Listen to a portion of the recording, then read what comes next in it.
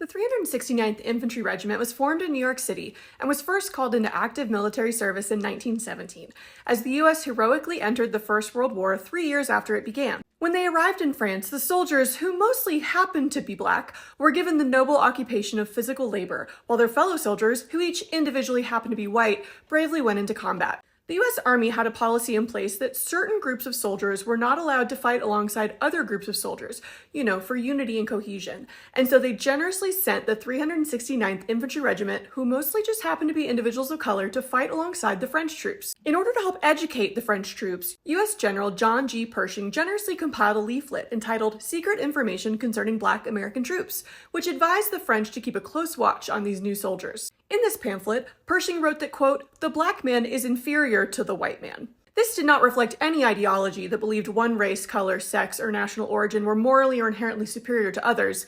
He just wrote it for some reason. Pershing also gave helpful cultural guidance to the French, explaining, quote, "We must not eat with them, must not shake hands, or seek to talk or meet with them outside the requirements of military service." In this way, Pershing helped illuminate American cultural norms that for 150 glorious years had helped create a peaceful environment at home between groups of individuals who happen to be white and groups of individuals who happen to be black.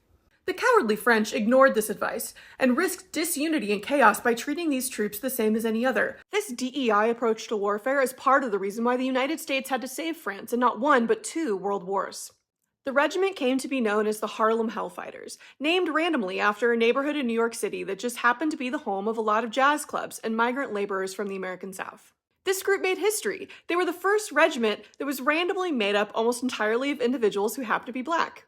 They served more days on the front lines, 191, than any other American unit in the war, and they're also the only U.S. soldiers to ever be awarded France's highest award for bravery.